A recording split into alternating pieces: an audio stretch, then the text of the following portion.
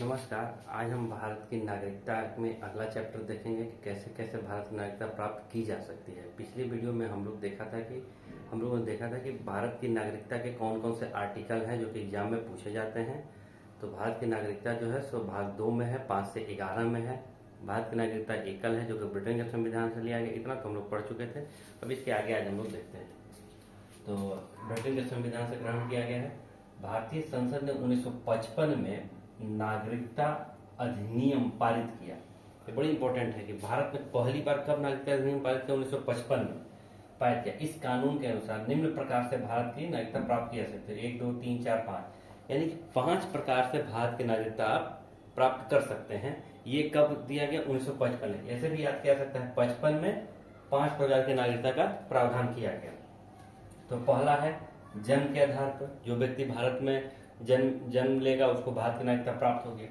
वंशाधिकार के आधार पर, यानी कि उसके माता पिता में से कोई व्यक्ति भारत का नागरिक है तो वो होगा। पंजीकरण, कोई अपना रजिस्ट्रेशन करा के प्राप्त कर सकता है।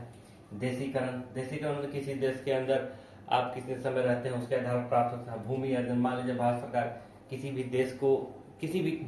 देश के भूभाग को अगर अपने देश में मिलाती है तो वहां के जो नागरिक होंगे वो भारत के नागरिक कहलाएंगे। तो इतना होगा। इसके बारे में हम लोग देखेंगे बारी बारी से। जन्म के आधार पर, पहला बार जन्म के आधार पर, तो 26 जनवरी 1950 को या उसके बाद भारत के बाहर जन्म लेने वाले व्यक्ति को भारत की नागरिकता प्राप्त होगी यदि उसके जन्म के समय पिता भारत का नागरिक हुआ। तो जन्म के आधार पर अगर उसके पिता भारत के नागरिक हैं और बच्चा भारत के बाहर जन्म लेता है तो उसको भारत की नागरिकता प्राप्त होगी। उस समय माता के आधार पर नहीं था। ये 26 जनवरी 1950 में जो, यानी कि जो 1955 में जो अधिनियम बना था उसके आधार पर माता के द्वारा नागरिकता नहीं मिलती थी। इसकी व्यवस्था कब की गई है? माता के आधार पर नागरिकता संशोधन अधिनियम 1992 में किया गया है। 1992 में इस बात को जोड़ा गया कि माता के आधार पर भी भारत की नागरिकता दी जाएगी। अगर माता या पिता में से कोई भारत का नागरिक होगा तो उसको भारत की नागरिकता प्राप्त होगी।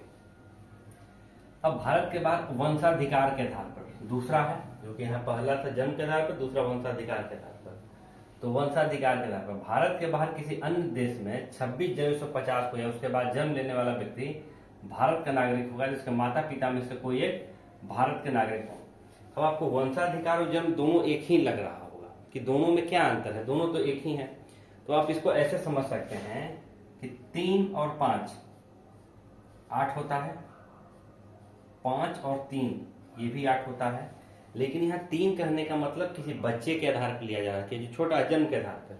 और 5 यानी कि माता और पिता के आधार पर वंश परंपरा, जैसे आपके पिताजी हैं, उनके पिताजी होंगे, उनके पिताजी होंगे, इस तरीके से जो पीढ़ी दर पीढ़ी व्यवस्था चली आ रही है उसको वंशाधिकार कहते हैं। तो उसके आधार पर, और ये था जन्म के आधार पर। अगर 26 जनवरी 1950 के बाद अगर कोई व्यक्ति भारत में जन्म लेता है तो उसको तो भारत की नागरिकता मिलेगी ही। लेकिन अगर कोई व्यक्ति 26 जनवरी 1950 के बाद अगर भारत के बाहर जन्म लेता है और उसके पिता या माता में से, मतलब उस समय पिता ही थे, तो पिता के आधार पर ही नागरिकता मिलती थी। माता के आधार पर 1992 में व्यवस्था किया गया है। वंशाधिकार के आधार पर व्यवस्था किया गया कि माता या पिता में से कोई व्यक्ति अगर भारत का नागरिक होगा तो उस व्यक्ति को भारत की नागरिकता दी जाएगी। अब इसमें व्यवस्था किया गया कि 3 दिसंबर 2004 के बाद भारत के बाहर जन्म लेने वाला कोई व्यक्ति भारत का नागरिक नहीं हो सकता यदि जन्म के 1 साल के अंदर भारतीय काउंसुलेट या केंद्र सरकार के सहमति से उसका पंजीकरण न हुआ हो। तो पहले तो ये व्यवस्था कर दी गई थी कि जो व्यक्ति भारत में जन्म लेगा वो भारत का नागरिक होगा। दूसरा ये था कि जो व्यक्ति भारत के बाहर जन्म लेता है उसके माता पिता में से कोई एक भारत का नागरिक है तो उसको आजीवन मतलब नागरिकता कभी भी प्राप्त की जा सकती है या उसको नागरिकता होगा ही। लेकिन 3 दिसंबर 2004 को भारत सरकार ने एक नियम बना दिया कि भारत के बाहर जन्म लेने वाले व्यक्ति को तभी भारत की नागरिकता दी जाएगी, यानी कि उसके जन्म लेने के 1 साल के अंदर भारतीय काउंसुलेट। अब भारतीय काउंसुलेट क्या है?